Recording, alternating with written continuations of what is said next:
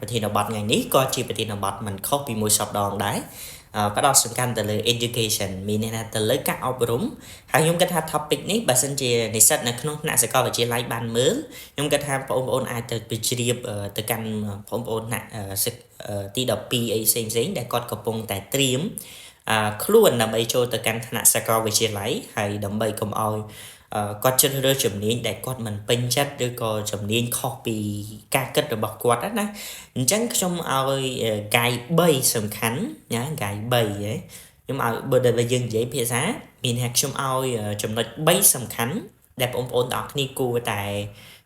យកចិត្តទុកដាក់នៅក្នុងការស្ដាប់ហើយខ្ញុំគិតថានៅពេលដែលបងប្អូនឲ្យមកយោបល់ទាំង3នេះ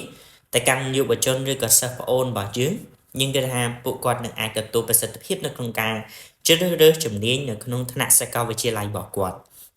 អូខេអញ្ចឹងនៅក្នុងចំណុចទី1គឺផ្ដោតសំខាន់ទៅលើអីគេតកតងទៅនឹង research ទៅលើ career របស់យើង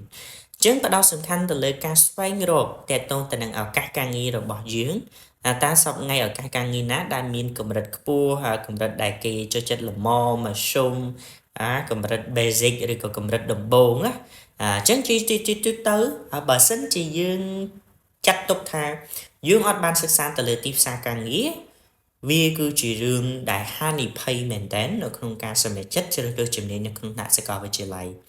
ហើយដែលបានខ្ញុំឲ្យ definition ឲ្យកំណត់នៅអត្តសញ្ញាណបែបហ្នឹងឬក៏កំណត់នៅពាក្យពេចន៍បែបហ្នឹងដោយសារតែជាក់ស្ដែងយើងម្នាក់រៀននៅក្នុងជីវិតសាកលវិទ្យាល័យគឺចង់បានលុយអីមិនថាខ្ញុំមិនថាបងប្អូនទេគឺចង់បានលុយតែសួរលុយហ្នឹងបានមកដោយរបៀបណាអញ្ចឹងវិធីសាស្ត្រជាទូទៅយើងទៅរៀននៅក្នុងថ្នាក់សាកលវិទ្យាល័យទាំង4ឆ្នាំហ្នឹងណាអ្នកបន្តបញ្ញាបត្រឬក៏អនុបណ្ឌិតអីក៏ដោយមុខនីតិដំបូងគឺចង់បានលុយអញ្ចឹងជាក់ស្ដែងបើសិនជាយើងកលែងមកមើលទីផ្សារសប្តាហ៍ទីផ្សារអនឡាញឧទាហរណ៍ lotion ឧទាហរណ៍ skin care គេត្រូវការ sunscreen សប្តាហ៍វាមានអាកាសធាតុក្តៅចឹងអត់ខុសមិនថាប្រុសមិនថាស្រីគេត្រូវប្រាស់ sunscreen ចឹង lotion ឬក៏ night cream អីផ្សេងគេត្រូវការប្រើអត់ត្រូវការប្រើប៉ុន្តែវានឹងមានកម្រិតហើយអាចអត់បានឬក៏អីចឹងទៅប៉ុន្តែជាក់ស្ដែង sunscreen must to be used ទៅមានន័យថាត្រូវការប្រើជាដាច់ខាតតែម្ដងចឹងនៅក្នុងលក្ខខណ្ឌនេះដូចគ្នានៅពេលដែលបងអូនជ្រើសរើសជំនាញនៅក្នុងថ្នាក់សាកលវិទ្យាល័យបងអូនត្រូវតែកត់សម្គាល់ថាតើជំនាញណាដែលបងអូនអាចរៀនទៅមានអត្ថប្រយោជន៍រលុយបានខ្ពស់ខ្ញុំជឿថានៅក្នុងជីវិតនៃសាកលនិស្សិតនៃសាកលវិទ្យាល័យនីមួយៗតែកំណត់ឲ្យខ្លួនឯងថាអាចនៅឆ្នាំទីប្រមាណយើងត្រូវរលុយបានឬក៏អាចមានឱកាសការងារសម្រាប់ចំខ្លួនឯងចឹងទៅពេលខ្លះយើងមិនអាចមានលទ្ធភាពតទៅចំអ្នកដទៃទេប៉ុន្តែយ៉ាងហោចណាស់គឺយើងមានលទ្ធភាពនៅក្នុងការរៀនបដាយើងមានលទ្ធភាពនៅក្នុងការស្វែងរកការងារបដាចឹងទៅអញ្ចឹងនៅក្នុងវេទិកានៅក្នុងចំណុចទី1គឺខ្ញុំឲ្យបងប្អូនទាំងអស់គ្នាជ្រើសរើសជំនាញឬក៏ជ្រើសរើសស្វែងយល់តកតងទៅនឹងការងាររបស់យើងដែរមុននឹងយើងជ្រើសរើសជំនាញណាចំណុចទី2យើងផ្ដោតសំខាន់ទៅលើការយើងប្រើបណ្ដាញ network របស់យើងឬក៏បណ្ដាញមនុស្សជុំវិញខ្លួនរបស់យើងជាក់ស្ដែងទៅទីផ្សារក៏ដូចគ្នាទីផ្សារគឺពេលដែលគេចុះទៅក្នុងទីផ្សារណាមួយគេតែងតែមាន survey បងប្អូនទាំងអស់គ្នាខ្ញុំអត់ដឹងថាអ្នកទាំងអស់គ្នាធ្លាប់បានជួបអត់ដូចខ្ញុំទេណាប៉ុន្តែខ្ញុំចាំបានថាពេលដែលខ្ញុំជួយលក់យាយរបស់ខ្ញុំគេមានអ្នក survey marketing មួយចំនួនដែលគេមកសួរថាមានត្រូវការមីប្រមាណត្រូវការកាទៀវម៉ានអីចឹងទៅចាស់ស្ដែងនៅពេលដែលគេ survey នៅក្នុងចំណុចនេះយើងមានតម្រូវការអីផ្សេងហ្នឹងជាទូទៅគេសួរមតិយោបល់ពីមនុស្សជុំវិញខ្លួនឬក៏អតិថិជនរបស់គេអញ្ចឹងជាក់ស្ដែងបងប្អូនទាំងគ្នានៅពេលដែលយើងជ្រើសរើសជំនាញនៅក្នុងថ្នាក់សាកលវិទ្យាល័យណាខ្ញុំគិតថាចំណុចដែលសំខាន់បំផុតគឺយើងចេះសាកសួរពីសិស្សច្បងរបស់យើងសួរហេតុអីព្រោះសិស្សច្បងយើងគាត់ឆ្លងកាត់នៅជំនាញនិងបទពិសោធន៍នឹងមុនយើងជាក់ស្ដែងដូចខ្ញុំកំពុងតែធ្វើវីដេអូនេះអញ្ចឹងមានន័យថាខ្ញុំឆ្លងផុតរួចទៅហើយខ្ញុំបានសម្រេចចិត្តនៅក្នុងការជ្រើសរើសជំនាញយ៉ាងត្រឹមត្រូវសម្រាប់ខ្លួនឯងបាត់ទៅហើយចឹងហើយបាទខ្ញុំមានលទ្ធភាពនៅក្នុងការប្រាប់ថាដាច់ខាតបងអូនត្រូវតែសួរសិស្សច្បងបើទោះបីជាមតិខ្លះសិស្សច្បងបានផ្ដល់មកវាមិនគ្រប់ជ្រុងជ្រោយហើយវាមិនមែនជាមតិដែលស័ក្តិសមសម្រាប់បងអូនទេប៉ុន្តែយ៉ាងហោចណាស់បងអូនបានសាកសួរហើយយកវាមកសយកដោយខ្លួនឯងនៅក្នុងមតិនេះខ្ញុំបញ្ជាក់ណាមិនមែនស្ដាប់សិស្សច្បងលងតូតុនទៅតាមសិស្សច្បងទេហើយក្នុងវីដេអូនេះខ្ញុំក៏បញ្ជាក់បងសិស្សច្បងដែរប្រសិនបើនាមជាសិស្សច្បងគេណាសូមលើកទឹកចិត្តសិស្សប្អូនហ្នឹងឲ្យចំចំណុចដែរឲ្យចំទិសដៅនៃការ trong banរបស់ប្អូនដែរមិនមែនមានន័យថាប្អូនឃើញម្នាក់នឹងមានសក្តានុពលទៅលើជំនាញ IT ប្អូនសាច់ចេះឲ្យទៅគាត់រៀនភាសាអង់គ្លេសទេ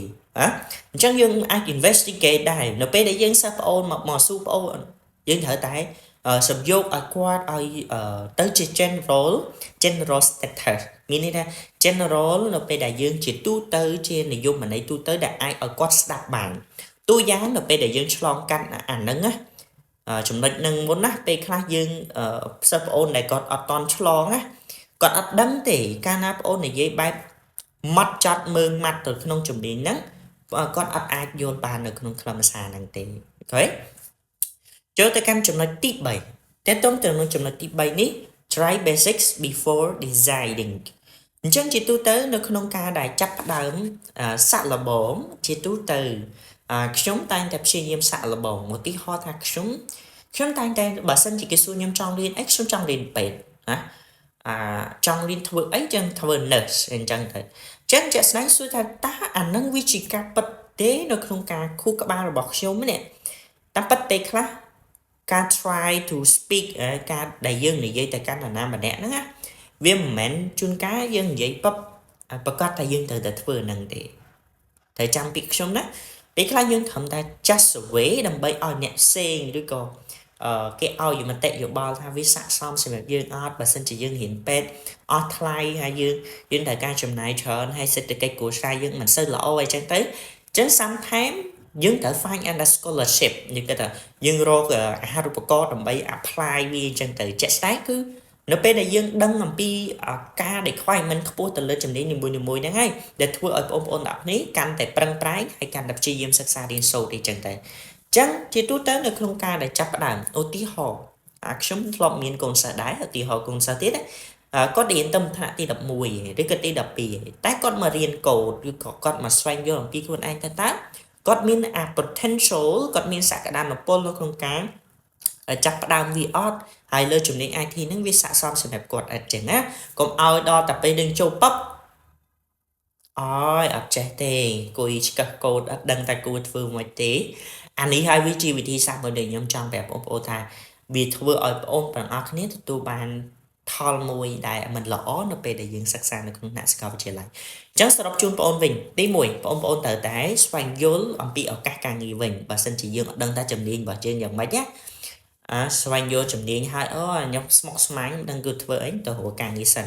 ការងារគេធ្វើអីនៅក្នុងជំនាញអីគេអញ្ចឹងណាចេញមកពីណាអញ្ចឹងណាទី2សួរសិស្សច្បងថារៀនអាហ្នឹងស័ក្តិសមសម្រាប់ខ្ញុំអត់ហើយបងឯងកំពុងតែរៀនអីហើយគួរធ្វើអីបន្តអីចឹងណានៅក្នុងចំណុចទី3គឺតកតងទៅនឹងការដែលព្យាយាមសាក់លបងឧទាហរណ៍សាក់លបងនៅក្នុងការសិក្សាផ្នែកណាមួយឧទាហរណ៍ដូចជា finance អញ្ចឹងបងទៅសិក្សាអង្គុយមើល finance មើលគេបរៀនតាម YouTube អីផ្សេងៗហ្នឹងគេធ្វើម៉េចហើយក៏បរៀននៅលើ TikTok ហ្នឹងគេបរៀនចំណេចអីចឹងដែរអានេះហើយគឺជាវិធីសាស្ត្រនៅក្នុងការស្វែងយល់ដាច់ខាតបងទៅមើល YouTube បើសិនជាបងចាប់អារម្មណ៍មកទេជំនាញ IT ហ្នឹងគេធ្វើអីគេខ្លះណ accounting គេធ្វើអីខ្លះណអាហ្នឹងឯងយើងចឹងជាវិធីមួយដែលយើងគួរតែក្រេបជញ្ជក់ពីមជ្ឈដ្ឋាននៃសង្គមហើយព្យាយាមសាក់លបងវាចឹងខ្ញុំបញ្ជាក់ម្ដងទៀត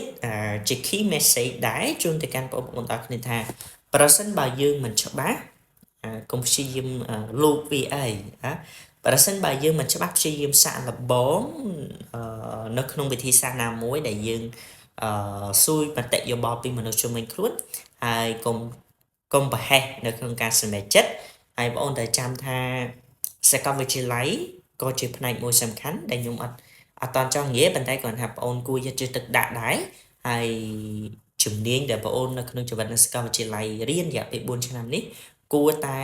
វិនិយោគឲ្យបានសមស្របជាមួយនឹងគុណតម្លៃនៃការខិតខំប្រឹងប្រែងរបស់បងប្អូនដែរអរគុណច្រើនណាស់ជំរាបលា